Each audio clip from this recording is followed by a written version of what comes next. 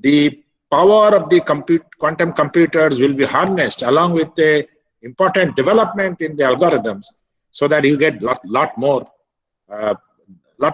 capabilities to solve problems, because big problems require big computing sometimes. So that is why this quantum computing is there. I again thank the organizers for inviting me, particularly to give the first talk almost. And so this is very good, and to address so many people that I can see who have logged in, who are going to this FDP program. Let me now, with this few introduction, let me now share my screen. It's a 1 hour talk, right, Dr. More? Sir. Yeah. Yes, sir. 90-minute talk. Okay, fine. And including discussions and all that. Yes, sir. Yes, sir. Okay. So.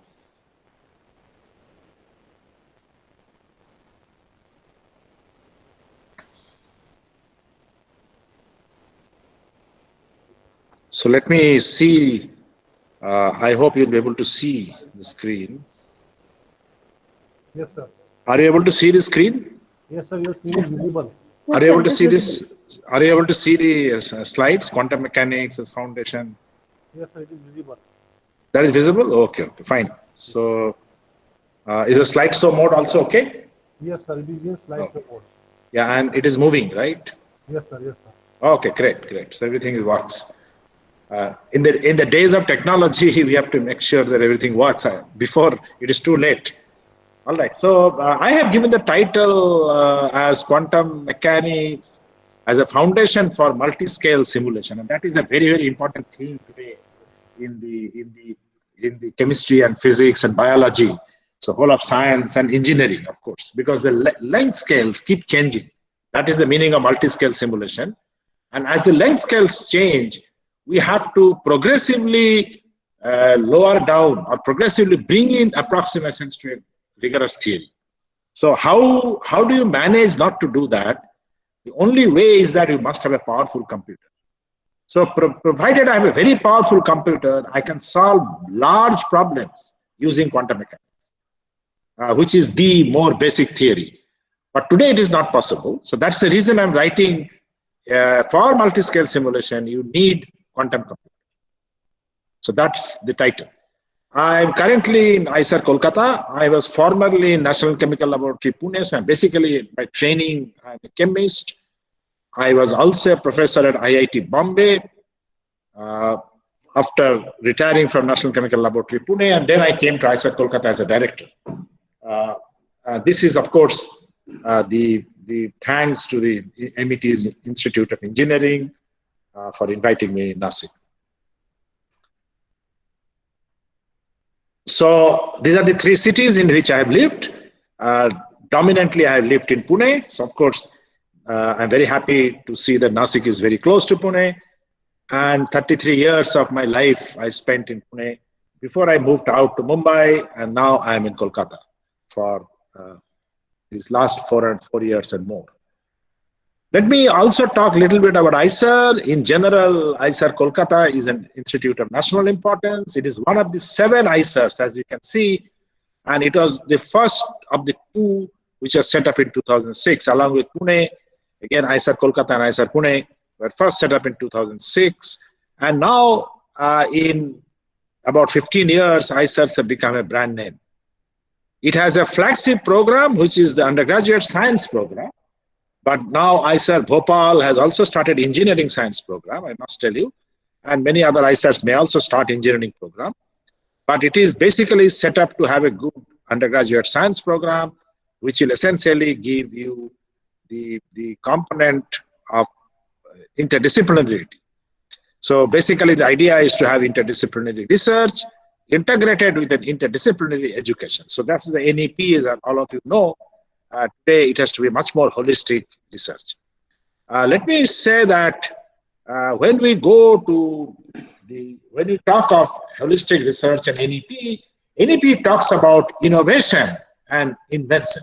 So discovery and innovation, and that's very important to understand. For example, what we require our students or us to be in the use-inspired basic research quadrant. That is called the Pasteur quadrant. Where you start with is basically the quadrant on the left bottom. And then you go up to the high fundamental understanding or high application. But the ideal thing is to have this quadrant, which is combined with the high fundamental science and high application. So that is what is called the innovation, that I can have a knowledge which is now translated to application, high application. This is what is called deep innovation today. And many of the scientific startup companies do it very well, actually, more than the industries, I must say. But the problem in many cases of coming here to Pasteur quadrant is that we go up in the knowledge and then usually we stay here. We don't come on the right to the Pasteur quadrant. And this is nicely quoted in this particular quotation, that we prided ourselves that the science that we were doing could not, in any conceivable circumstances, have any practical use. More firmly one could make that claim, the more superior one felt. So this is the problem, that if I think that my science cannot be applied, I used to feel I am a superior person. And this is the problem of why many good scientists could not move over to innovation. And this is where I think science and engineering must play a very important role. In fact, in the very early 200 years back, it's almost 200 years back, as you can see, 1828, there was a French scientist who said the more progress physical sciences make, the more they tend to enter the domain of mathematics. And we may judge the degree of perfection to which a science has arrived by the facility with which may be submitted to calculation. So you can see this, since it's a quantum computer, what I'm trying to say is that the importance of calculation to arrive at a perfect theory was actually highlighted 200 years back. However, in the context of chemistry, because I'm a chemist, I must say, many people did not believe it, that the chemistry needs computation. But today, we know that is not true. So Comte, around 2 years after, it actually said if mathematical analysis should ever hold a prominent place in chemistry, an aberration, which is happily almost impossible, it would occasion a rapid and widespread degeneration of that science. So I think that is very, very important. I would not worry about, since you are more of engineering discipline, I not worry about much of chemistry, but I can say that the chemistry requires a lot of computing to understand the electronic structure, understand the structure of electrons in atoms and molecules. So I think I will not worry about G.N. Lewis, who was a great person. The chemistry, of course, thrives on, not just chemistry, the physics and chemistry thrives on what is called bonding. So if you have types of atoms which are metal and non-metal, you usually have ionic bond. And electrons are transferred from metal to non-metal, because this is more electronegative, this is more electropositive. If you have both non-metals interacting, then you have a covalent bond like the hydrogen molecule, where electrons are shared. But if you have metal and metal, then what is called a metallic bond like magnesium, calcium, sodium, but electrons from each atom are put together and shared across the entire metallic system. In fact, in quantum mechanics, you actually solve the very glorified Schrodinger equation of which is called that H psi equal to IH cross del psi del T. So those who do quantum mechanics would recall that this is the fundamental equation. The problem is that for every system, I can solve this problem, including engineering systems, but it is too expensive. So one has to do various approximations, and that would be actually shown later through some slide I'm going to show. That is how the idea of multi-scale simulation came. That I don't want to do theory, I don't want to do quantum mechanics for everything. If the system is very large, my computer time is limited, so I have to reduce my calculation. However, a very important part that we understand is that we need a solution. And the solution does not come only from theory or computation or experiment. It's actually a connection of the three triangles that make the solution.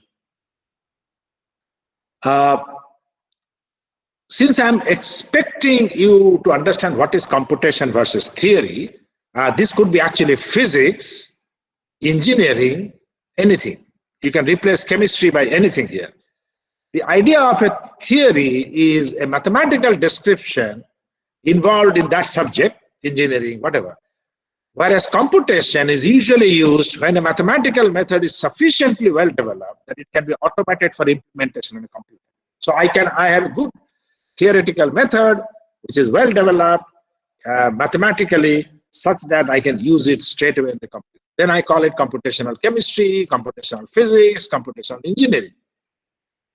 So in theory, chemists, physicists, mathematicians develop algorithms and programs to predict whatever they have to do. For example, if you do chemistry, you would rather like to predict atomic and molecular properties and the reactions, why a reaction takes place, why certain reactions do not take place. Whereas on the other hand, computational chemists may simply apply the existing programs and methodologies to specific chemical questions, or specific questions. Okay, again, I'm talking of chemistry as a special case, but all these are very general. So a computational person will not develop algorithm necessarily, will not develop necessarily a theory, but would certainly apply the computer. So that is what we said here, that when a mathematical method is sufficiently well developed, then it can be automated for implementation on the computer. So many people, of course, do not develop theory. That number is always going to be very, very small. But many people are computational chemists, computational physicists, computational engineers who apply existing programs to specific questions. And if the question requires very large computing, then you have a problem. So you require either very big mainframe computer, or maybe you require the parallel computing, maybe you require GPU computing. There are so many different computing. What we are suggesting is that once the quantum computers come, this may completely revolutionize the field. The area of quantum computers, you can do very, very large systems. So I'm going to tell where we are right now in terms of quantum computing. So I think we'll not worry about, again, the theory part, but I want to say that the modern theory was based on the quantum mechanics, and a very first description of a chemical bond was published in this very famous paper of Walter Heitler and Fritz London in 1927, and showed how hydrogen molecule has a simple covalent bond where electrons are shared between the two atoms. Very often in chemistry or physics, a theory is just a mathematical or a logical explanation or a model which connects laboratory observations to the behavior of the underlying atoms, molecules, and materials. It must be capable of predicting future observations, capable of being tested through experiments. The theoretical chemists create means for connecting laboratory observations to molecular behavior. So that is very, very important. This is what the second line is, what the theoretical chemist or a physicist does. For example, those who teach chemistry will realize that when you say bond length, bond angle, vibrational frequency, potential energy curves, molecular orbital, they're all unreal. So they are constructs of various theories which used to relate laboratory measurements to these behaviors. So we can't really calculate the bond length, but bond length is calculated through a theory from another experimental measurement. So experimental data are real. The quantities obtained using theory are less real. So that is less real, bond length, bond angle.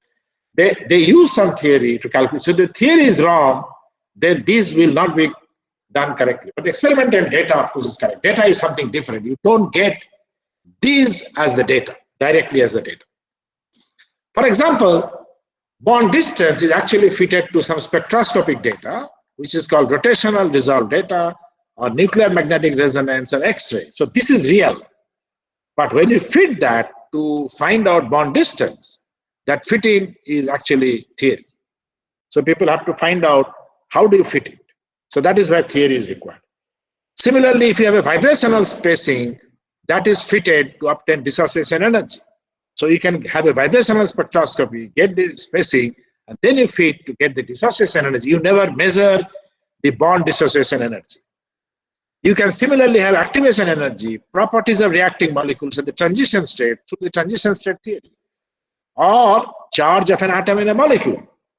So after the molecule is formed, what is the charge of an atom? So many of these require theory.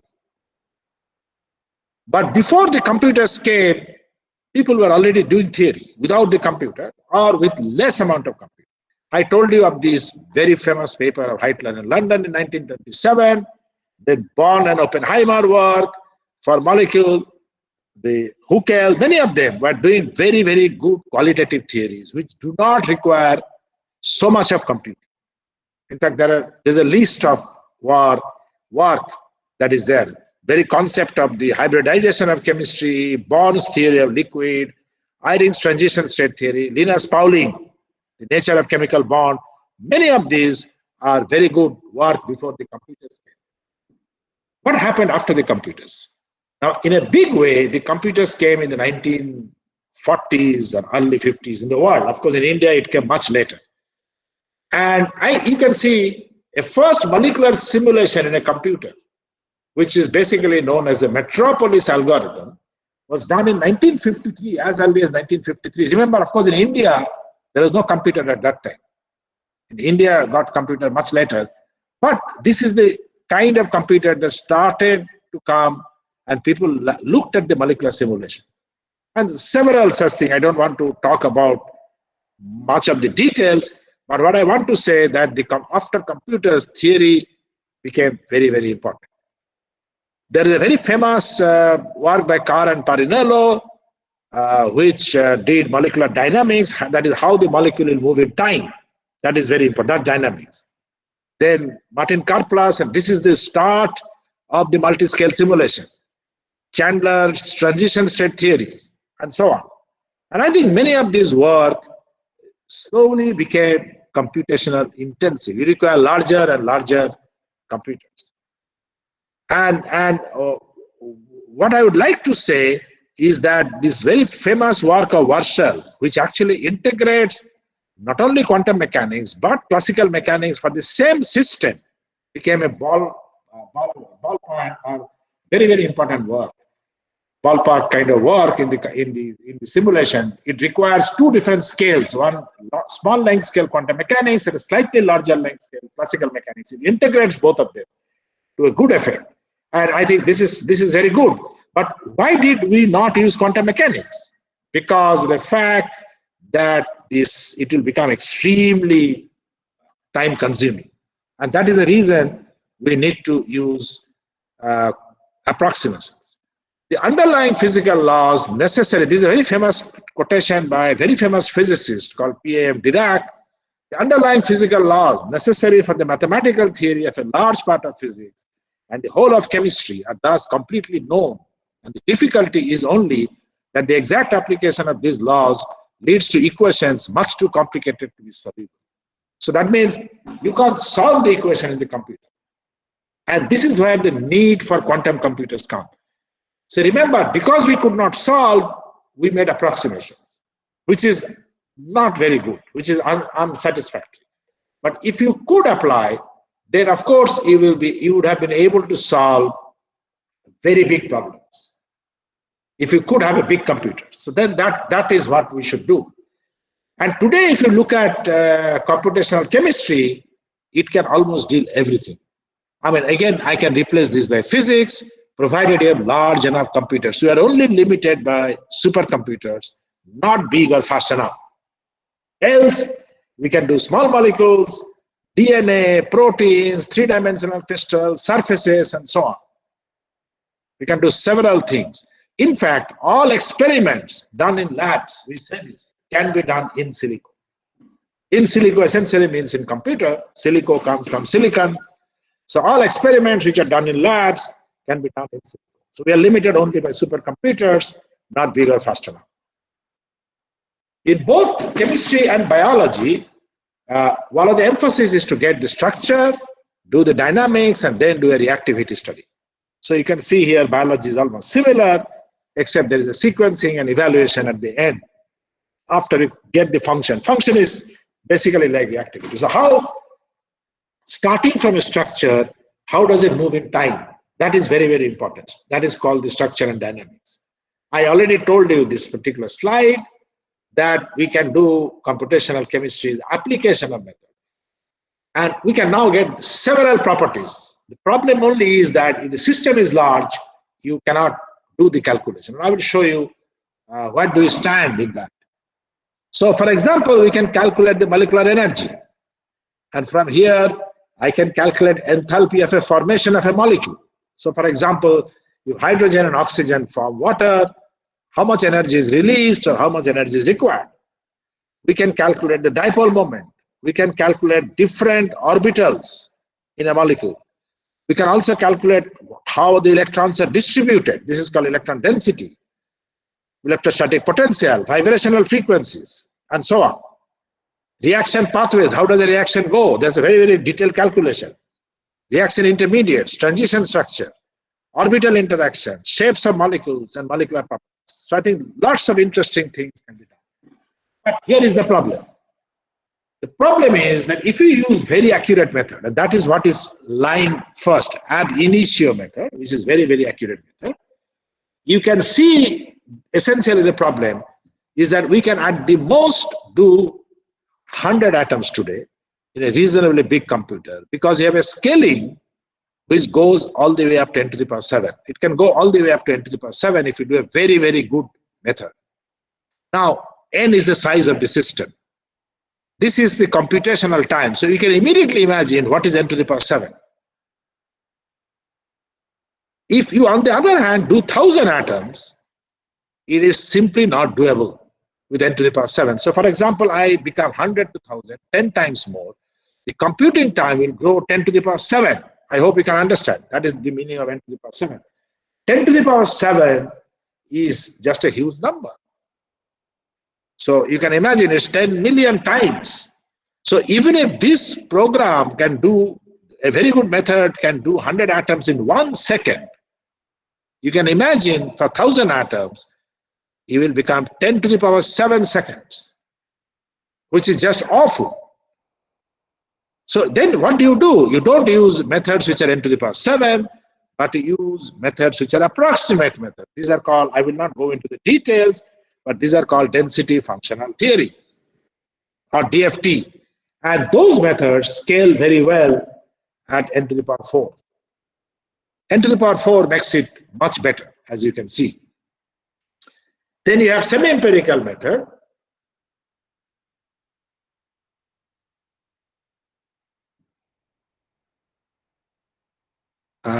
Then you have semi-empirical methods, which go up to n to the power 3. And molecular mechanics has got n to the power 2, 100,000 atoms, which are n squared or n to the power 2. So you can see if you make the methods progressively more approximate, then the dependence on n is progressively decreases. And that is a very good thing to have happened. And that is the reason we use reasonably approximate methods. But the problem with the approximate methods is that the quality of calculation decreases. It would have been much better if for everything I could have used n to the power 7. But then you can see that this should have been 10 to the power 7 times, this should have been 100 to the power 7 times, 1,000 to the power 7 times. It's just not possible to do. And hence we require either very big computers. And that is why the need for quantum computers come. I'm again trying to set up why do we require the scientists and the engineers require quantum computing. That's the first thing that you have to understand. For example, a very good method today in chemistry and physics is called the coupled cluster method. In fact, many people use coupled cluster method as a gold standard of quantum mechanics. But the problem is that this is exactly what has n to the power 7 scaling. So the scaling is n to the power 7, computer time scaling. Very accurate, gives chemical accuracy. We can do chemistry at a high accuracy, but then there is a computational limitation. So we can only do for small molecules or for large molecules, you are forced to make approximations. So as you can see here, it says it is a very schematic plot. If you do very accurate calculation, you can do small number of systems. The number of systems increase today, your accuracy has to decrease. So you can see 0.1 kilocalorie per mole, 1 kilocalorie to 10 kilo. So that means inaccuracy is increasing, which means accuracy is decreasing. but then you are forced to use a very gross methods with a less and less accuracy. So that is a problem of size versus accuracy. I hope it is clear. And ideally, I would like to use the same methods for these systems here. So it should have, curve should have been something like this. But the problem is the n to the power 7, n to the power 6 scaling. That would require very large computing time. And yeah, I will not bother about it. And hence, the need for the quantum computing. So just to highlight what I said so far, is that for a very small number of atoms or small number of molecules, which is basically at a small length scale, which is called the ab initio methods, we can do what I call quantum mechanics. But this requires n to the power 7. If you go to a larger and larger systems, you can see we are making approximations like molecular simulation, mesoscale simulation, and eventually engineering for Brownian dynamics, lattice Boltzmann, and so on. We can't solve these things with quantum mechanics because they'll be simply very large. So we have like computational fluid dynamics, finite elements. So these are all used for macro scale simulation. What is interesting is that for macro scale simulation, these are somehow more accurate. The problem is more in the gray region, is somewhere in the middle. But the point that I'm trying to say is that even to do these kind of engineering simulations for very large systems would require very large computing. And today that may not be possible. So for example, computational fluid dynamics is extremely expensive for large systems. So we require the quantum computers. So that is how we have come from using quantum mechanics to the materials. I will not worry about it.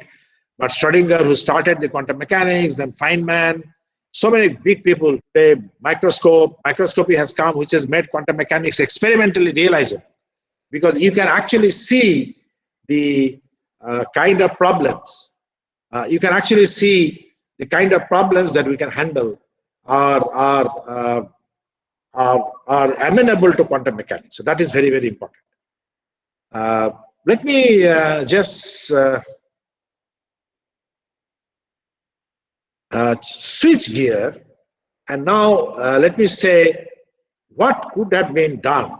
What could be done using quantum computer. So to understand quantum computers, one has to understand quantum information. Now, in the case of the quantum information, I will talk about that. But let me first say that currently the physical information, it is held in the state of a quantum system as a two states. So classically, you have either 0 or 1. So either there are 2 bits, as all of you know, those who are in the computer, you have 0 and 1. However, in the quantum computing, I will have bits which are combination of both. So 0 and 1.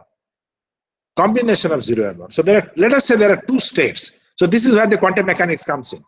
Quantum mechanics allows what is called the linear combination of states for a description. So using that, I can generate many states. Because although I have 2 states, I can generate many linear combinations. Of course, if I have more number of states, I can generate more number of linear combinations. So these kind of combination states are called qubits, quantum bits. So example, in an atomic level, I have n plus 1, n plus 2, etc. So there are various atomic levels. Then there are spin states like alpha and beta. All of you know that the electrons have 2 spins, up and down. You can have 2 polarization, vertical and horizontal. And I can make any combination of these 2 to generate quantum bit. So this is how a very important term which comes in qubit, but this is being generated by 2 states here. I can have more, as you'll see later. So I can have more qubits. So let's say classically, how do I handle it 2 quantum bits? I have state which is 0, 0, both the bits are 0, or one of them is 0, one of them is 1. One of them is 1, other is 0, or both are 1. So that's a classical qubits, 0, 0, 0, 1, so 4 states. On the other hand, in quantum mechanics, from these 4 states, I can now generate any amount of linear combinations. So I had 2 bits, basically 0 and 1, that they're giving you 4 states for a 2-state system. And now I can combine these to generate many, many linear combinations. This can be done for n qubits. This particular idea of linear combination is actually known in quantum mechanics as a quantum entanglement. So this quantum entanglement, what it is doing is passing the information from 0 to 1 in some way. So there is a knowledge information that is passed. That is the reason this is called quantum information when I'm doing this combination. This quantum entanglement actually helps in the passing of information from A to B. What does quantum computer do? Quantum computer uses this quantum mechanical phenomena of superposition. This is called the superposition, the linear combination, or the entanglement to perform operations on data. Now, you have many, many such states. So automatically my data, I will have many, many places where I can store the data. So the quantum computers can solve certain problems which are much faster than the classical computer. As you can see in the classical computers, you have only 4 states. But here I can combine. That's the key thing. Quantum computers can simulate them much faster than the classical computer. If you have more states, I have more powerful computer. So I can do work much more quickly. Quantum computers are reversible and can save energy. That's a very important part. That is in the devising, that it can actually even save energy. So this is a very important question. So I give an example. You want to solve a problem in mathematics. Given an integer n, find out its prime factors. That is, how many prime factors are there? Okay? In the classical computer, if you use in the classical computers, the time that is taken will be 2 to the power, this is always order of ln n to the power 1 by 3. And anyway, we are not going to prove this, but I'm just stating. So whatever is the value of the integer, natural logarithm of that to the power 1/3, and the whole thing, that's the order, the whole thing power 2 to the power this whole thing. So you can imagine how fast it can increase. Even though it is ln n, it will increase quite fast. Whereas in the quantum computer, the same problem if you do, it will only have an order, O is just order of ln n square. Now, ln n square for large n is much smaller than the 2 to the power ln n to the power 1 by 3 for large n. So you can see how quickly you can solve the problem in quantum computer. For a particular problem, I have given the problem. Given an integer n, find its prime factor. So you can see it's not very easy problem to do. All the prime factors. Keep searching the divisibility of the n by other numbers. Okay, so, but I'm just trying to show an example to tell you how quantum computer requires less time. Let's say I do another very important problem, unsorted database search. So I have a database and I want to search something. The database is not sorted. If it is sorted, then you can search very quickly, unsorted. Find a given element in a database of size n. Now, this is a simple problem. In an n number of data points, I want to find a given particular element. The classical computer, normal computer, will take you order of n. Whereas quantum computer, it will be order of n to the power half. So you can immediately see that there's a reduction in the computer time. So I just gave some examples. The same thing now, a chemist and physicist or even engineers will like to use in simulation. So Feynman actually worked out the compute time. It said that the classical computers would require exponential time to simulate many particle problems. So if there are many particle problems, you require exponential time. Whereas the quantum computers will require a polynomial time. So I hope you can understand the difference between exponential time and a polynomial time. Polynomial time could be linear, quadratic, cubic, but it has a finite truncation. Whereas exponential is a linear combination of all powers. So of course, exponential time is much larger. So again, to say that do a simulation, classical computers will require much larger time than the quantum computers.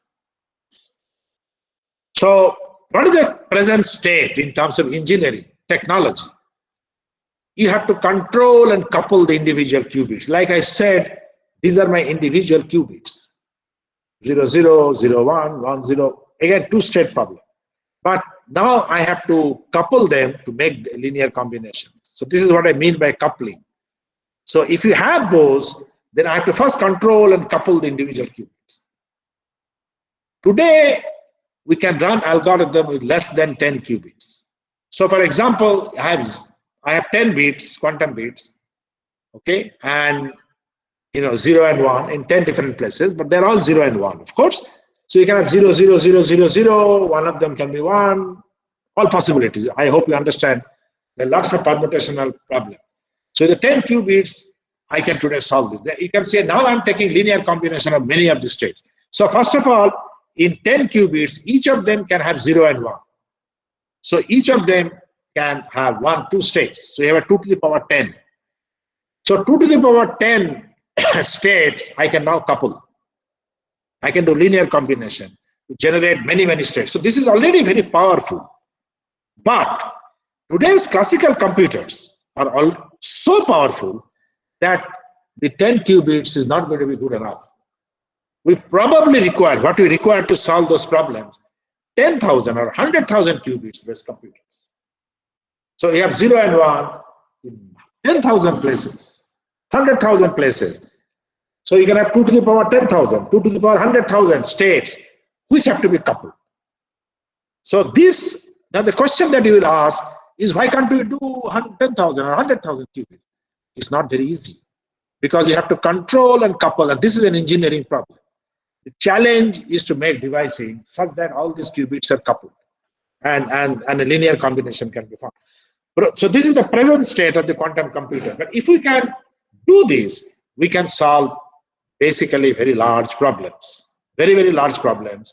And I'm sure there would be experts who would actually tell how to couple the qubits. And I'm aware that there are many quantum mechanics people, physics people, who are looking at this entanglement problem and trying to suggest how can we have a simple coupling, because the expansion or linear combination can be simplified. So how do you take linear combination? You generally write some constant times a state plus another constant times a state, etc. Can you have a simple summation like an unitary operator and simplify this coupling, linear combination of a large number of qubits? So this is where a lot of physicists or the quantum information and quantum computer people are actually trying to contribute. But as of today, we are still talking of 10 qubits at the most, which is good, but not good enough. So this is not going to really help us.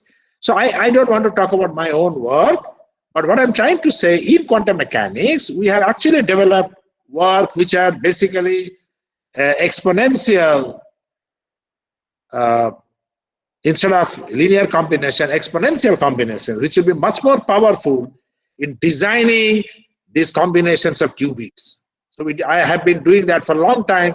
At that time, we did not realize that there is something called quantum information or quantum computing, but it came later. We started talking of very, very highly accurate methods to do lots of applications, electric, magnetic, and so on in the early days. Ionization potential, electron affinity, resonance problem of a physics where the state is not a stable state, but it is a low-lying state. So we started trapping them with a complex potential to a resonance and decay state. So a lot of interesting work we have been doing, including shape resonance, OJ decay, interatomic Coulombic decay, and so on. Today we can do that. Unfortunately, as I told you, it requires a lot of computer time. One of the glorified problems that we are actually solving today, for which quantum computer will definitely help, will help, is what is called the relativistic coupled cluster. And this is a very, very difficult problem because we not only use the best method, we also use all the spin-orbit coupling. That is what is called the relativity, as all of you know. So I think it's a very, very important problem that we started doing. And that's why I said the two most important problems that we're looking at is now resonance and decay and the relative history coupled cluster method. As you can see, we keep on publishing in very recent years. In fact, this year also we have published a couple of papers here, one paper here, and different themes I'm working. But all of these can help me to identify good material like radium fluoride. We've identified mercury hydride as a high dipole moment, lead fluoride. So very, very interesting materials, but it requires very, very interesting accurate methods. The problem is if you have quantum computers, many such problems can be solved in materials and you can do things very easily.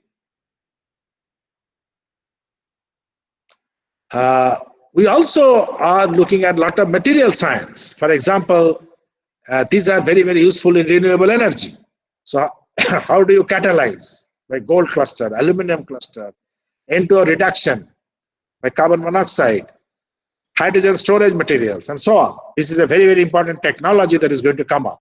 The hydrogen technology, clean energy. This is a clean energy, but because hydrogen burns, it give you water. So you can have a hydrogen storage. The problem with these materials, with this hydrogen economy, is that you require a good storage materials, and people are trying to do big computations to identify them. So again, quantum computers will be able to solve problems. Catalysis, which are basically oxygen activation, carbon monoxide activation, CI activation, dinitrogen activation. This is very, very interesting problem in chemistry, that how do you break nitrogen bond and get ammonia, for example. Nitrogen to ammonia is a big challenge. So can we get that? So that's interesting. In fact, in whole of catalyst, the designing itself is a very, very important problem. So how do you design catalyst? Either a thermal or photochemical, selection of metal, selection of pre-catalyst, need of co-catalyst. So many things you have to do. So you require probably artificial intelligence, machine learning, because you have so many possibilities. And of course, a very big quantum computers, again, to solve many of the challenging problems, which will revolutionize the chemistry.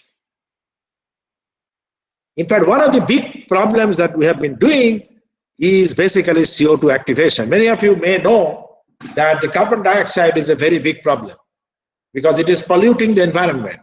So what do you do to the carbon dioxide? Carbon dioxide can be converted to formate or formic acid. Okay? Methanol, for example, which are all value-added fuels. So you can see a bad thing can be converted, but in the process of conversion, we have to identify a catalyst. And this identification can be done by experiment, can be done by computation. When you do computation, you have to do a lot of calculations because there are so many molecules, so many materials. How do you know which is the best material? And that again requires a big computer. So we are actually looking at some of the problems where quantum computers will be required. Metal clusters. Metal clusters are very good catalysts for, as I told you, for bond activation. And bond activation is very, very important. Even for here, for example, when you're going from CO2 to methanol, it's a bond activation. You have to cut carbon-oxygen bond and put hydrogen. So that is why it will be very, very important to do bond activation. And again, lots of interesting catalysts. You're looking at metal catalysts like gold and silver, aluminum, and so on. How do I use these for bond activation? That is a problem. But for identification itself, people are using a lot of computing time today.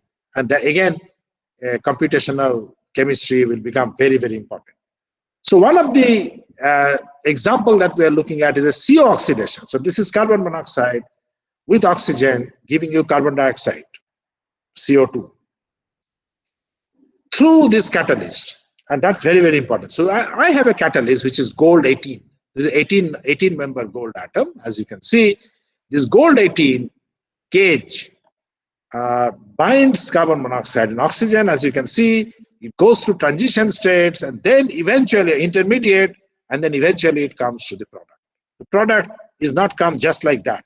Although it's a lower energy, it has to go down, go up, go down, go up, then eventually come. This going up is a very typical thing in all reactions, and this is what is called the transition state. And the barrier from the intermediate, lowest intermediate to the highest transition state is actually known as the activation energy or activation barrier. So if the barrier is very low, then the reaction goes very fast. I think this is a very simple chemical kinetics, and that people like Henry Eyring, Arrhenius did a lot of work in the early days. So we need to find a catalyst which will have low barrier. And that is the reason. So we are now looking at a pristine gold cluster. You remember these numbers, which are the activation barrier. Then what we did is the following. We put a metal in the AU18 cage. So let's say sodium, potassium, magnesium, calcium, and lo and behold, these numbers reduce. So you can see the 75, 0.71 and 0.45, and now you can see they've all gone down. So these numbers, reaction can go fast. Now you can imagine if we have a lot of computing time, we can solve many such oxidation reactions. We are done just looking at a very simple reaction like CO oxidation reaction, which is very simple. Again, these are very, very time consuming things. In fact, in 2014, when I was doing this, it required me almost 1 year. 1 year of computing to get this entire 4 structures and this pristine gold structure. All this together required 1 year before you can publish the paper. If there was a quantum computer, we could have finished it very, very quickly.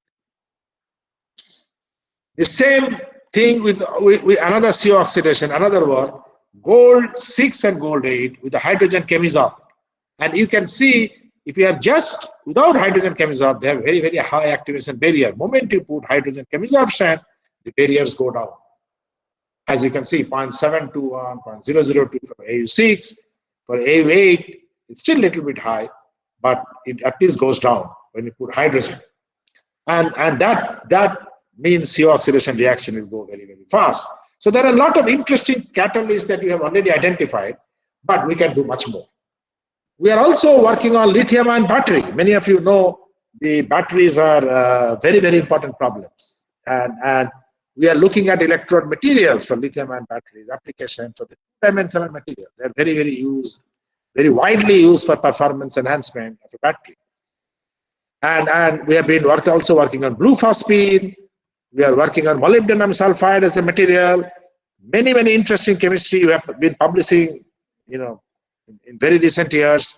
And I think much of this work takes long time, very long time to finish.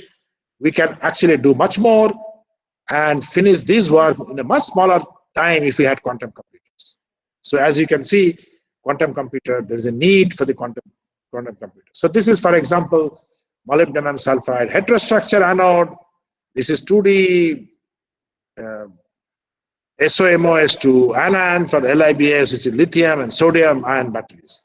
So a lot of interesting work that we have done for the 2D material, and many materials. We have already done the molybdenum sulfide, blue phosphine.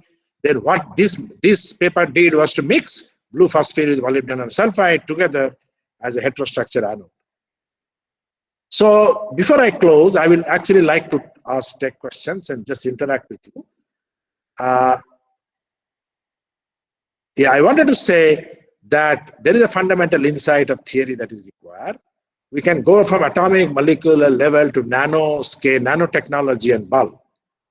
However, they require a lot of computing time.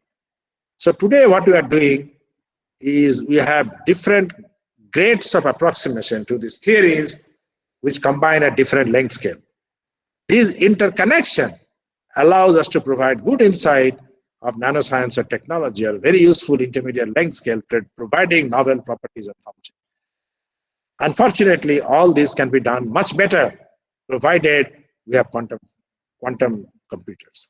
So that is the path forward. What we require is an accurate method for large systems. For very large chemistry or physics systems, we require accurate method.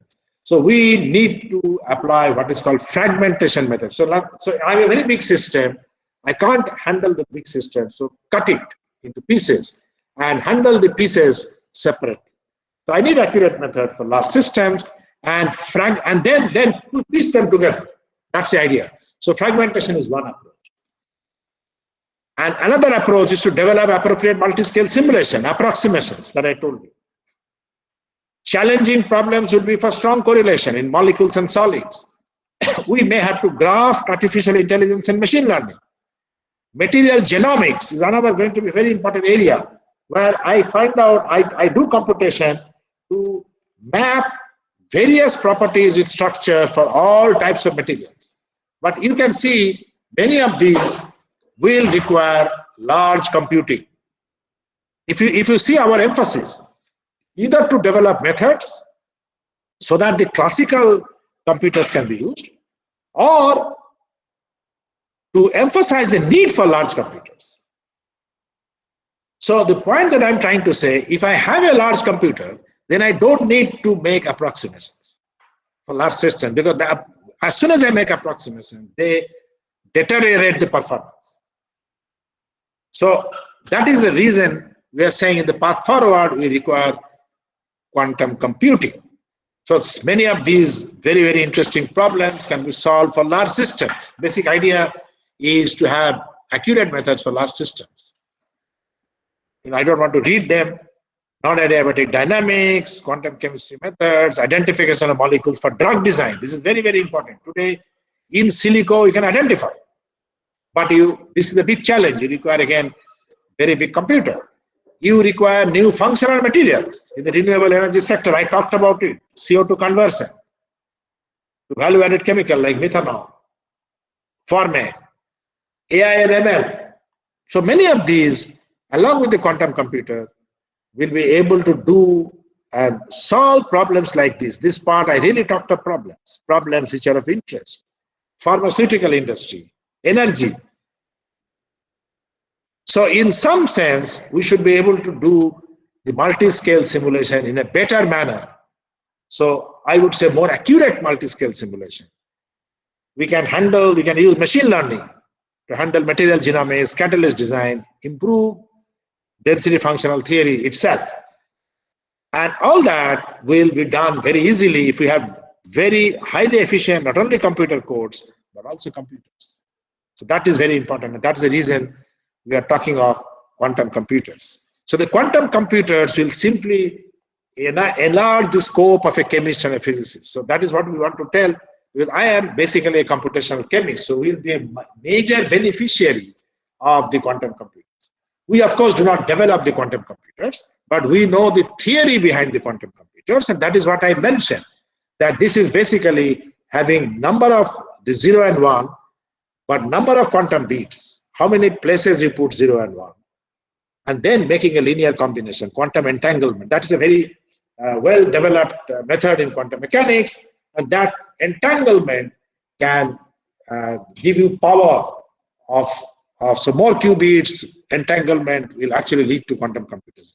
But you have to understand that to still compute the classical computer, I told you, we may require 1,000, 10,000 qubits, 100,000, not 10. Today, we have just done 10, and this is an engineering challenge. You may ask, why do you have only 10 qubits? Because it's an engineering challenge. And I'm sure there will be experts here on the engineering front. I'm not the expert of quantum computer design, who are actually devising the quantum computers. We only know the theory behind the quantum computers. But those who are going to develop the quantum computers are developing, they will tell you what is the problem. Why can't we have a computer with so many qubits? So that is a very valid question that we have to answer. And I think this is extremely important, because if we can do that, the world will revolutionize. I don't need approximate methods. I can do everything by the best possible methods, and that is not possible today. When will that happen? We don't know. Maybe 20 years. And then the classical computers that you see today, which are also parts of bits 0 and 1, but they don't have the linear combinations. That's the difference. They will all be replaced by the quantum computers. So maybe 20, 30 years, this may happen. So I hope I've been able to give you some flavor of what the quantum computers can do to the area of chemistry and physics and biology. Biology in particular, I did not talk of biology, but biology has really huge problems because the biology has a huge number of atoms and molecules. Let's say membrane. So any of those problems to solve will require the quantum computers. And I think quantum computers will be extremely helpful in computational chemistry, physics, biology, and engineering. Okay. So with that, I think I will close my talk. And thank you for attention, and I will be happy to take up questions.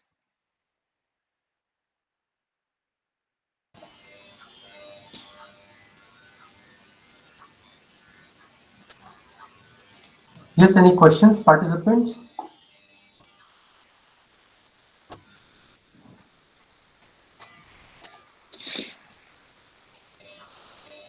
Maybe I'll stop sharing. Yeah, somebody Yes, has raised Arindam. hand. Yeah. Yes, Arindam. Can you just unmute yourself and ask your question? Sir, I'm assistant professor in mechanical engineering, but my research area is aeronautical, aerospace structures and everything, all those related to aircrafts. So the thing is that what I do is due to this COVID time, I cannot do practical. I have to shift entirely towards simulations.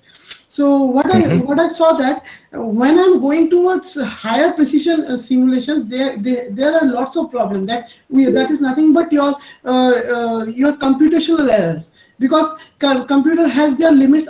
Beyond that, they shows error. So will that be same in terms of quantum computers, or Yes, there will be yes.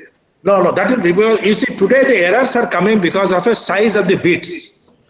Okay. 32 bits, 64 bits. So once you have a few bits, then because of the combination, we can generate many states. So not only the time will reduce, but the accuracy will also come. But today you might be facing that the classical computer, you may not be able to address very large systems. Also, not only error is one thing, but even the systems limitation in the terms of systems will also come, which will not be there if you have quantum computers. So certainly both will be solved. Yeah. Okay. Thank you, sir. Yeah. Dear participant, any query?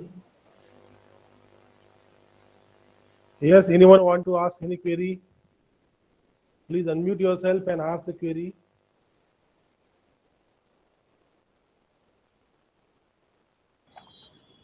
Hello. Yeah. Hello. Good afternoon, sir. Yes. My one simple question is there from my side. Where are you from? Where are you from? I am from Mumbai, sir. Mumbai. Okay. Mumbai, which college? Which college? KJ Somaya Institute of Engineering and Information Technology, Science. Oh, Somaya College. Okay. Yes, yes. Sir. So yeah, I know. I've been there. Yeah. Okay, thank you, sir. One silly question is there, sir. I say this quantum computing. So what are the disadvantages, sir? So you are telling the benefits. Yes. You can reduce the time. So the multiple parallelism work will be going simultaneously. Yeah. In the limited period of time. So for doing that, so what are the disadvantages will occur? What are type of challenges the people will face? Yeah. So really the disadvantages are the reasons why the quantum computer has still not come up. And that's what I said. That's the engineering challenge, that people are not able to bring many qubits together, more than 10 qubits today. You know, this is the engineering challenge. So that's a huge disadvantage. Whereas in classical computer, scaling up is very easy. So in very short, I can say that the scaling up is the problem in quantum computer. But provided I can scale from 10 qubits to 100 to 10,000, it will be a great thing. But that's the challenge. So we are not able to do. So that is the reason it is taking time for the quantum computers to come. And today we are talking of a 20 or 30-year time frame when this will happen. So you can imagine what is the challenge. The challenge is really to scale up. Now, if you ask technically why scale up is a challenge, and that is the engineering problem, I'm sure somebody who is an expert who is actually working on the device. So this is not a fundamental theoretical problem. This is actually in the bench level when they're making the device, these qubits, putting them together is the challenge. Because these are basically quantum bits. When you're doing entanglement, in quantum mechanics, you know that if it's a non-stationary state, you can do by linear combination. So that entangled state is not stationary. So it moves very fast. And that is one of the major challenges that the device people, engineering device people are facing. Okay, thank you, sir. Thank you, sir. Yeah. So in short, it's the scaling up. That's the challenge. You can't scale up easily. Today, classical computer, you can simply scale up, depending on the money. If you have money, you can keep on scaling up. Of course, with the scale up, the challenge is also economics. The quantum computer has to be cheap.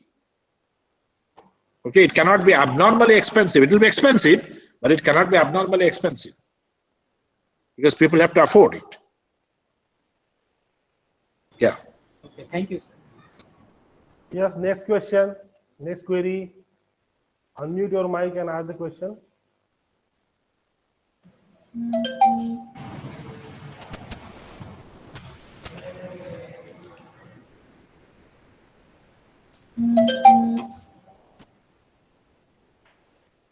Yeah. Yes, anyone? Somebody's trying to unmute, I think.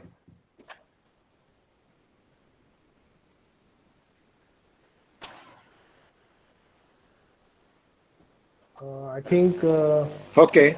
there is no question. So I just wanted to know, I have to send you some questions, right? From my talk? Yes, sir. Okay, I will do. Maybe some MCQ or some such thing I will send you. Yes, yes, for exam purpose. Yeah, we yeah. have the, So that is on the last day. yes, sir. Exam. Exam year last day. Okay. All right. So if there are any questions, you can ask me at this point of time. Good afternoon, sir. Yeah. Sir, here Dr. M.U. Kharath, convener and the head of the department of this organizing institute, sir. Okay, great. Great to see you. Yeah. It was nice to listen your session, and hopefully you. we will be meeting very soon. Okay, yeah. Institute. I hope am so. planning to be there. Oh, okay. That's great. Yes. Yeah. I'll try to see you, sir. So when are you planning to come? Maybe in the month of February. Okay, that will be great. So, yeah. So you're going to some other places also, or just to here? Just here. I'll be going through some other place, but meanwhile, during my stay at Calcutta, I will try to see you, sir. Okay, great. Thank you. See you. Yeah. Dabale sir. Vidal sir. Yes, sir. Sum up करूँ. Okay. So quickly, I would like to thank Dr. Saurabh Pal for really valuable insights on how quantum computing will be helping for upscaling the technology, the problem solving, which will actually help to get some good results out of the complete research which we are planning. So thank you very much for giving us the detailed introduction about how quantum computing will be effectively used for our research work. Thank you very much, sir, for being part of this FDP. It really being a pleasure to hear from you, and thank you very much. Welcome. Thank you. Thank you all. Okay, Yeah. Thank you, sir. Thank you very Thank much. you. Thank you. I hope I have not delayed the next speaker. Thank you, sir. Okay. Thank you. Bye. Bye. Yes, sir. Bye. Okay. Thank you, sir. Thanks. Yeah. Is it going to start immediately next session or? We will be giving 2-3 minutes break. Okay. After we will start next session. Okay. Okay. I'm here for some time. Yes, sir. Okay. Okay. Yeah. Thank you. And then I'll leave. So participants, we will observe only a very short break, not more than 3 or 4 minutes, and we will start the next session soon, immediately after break.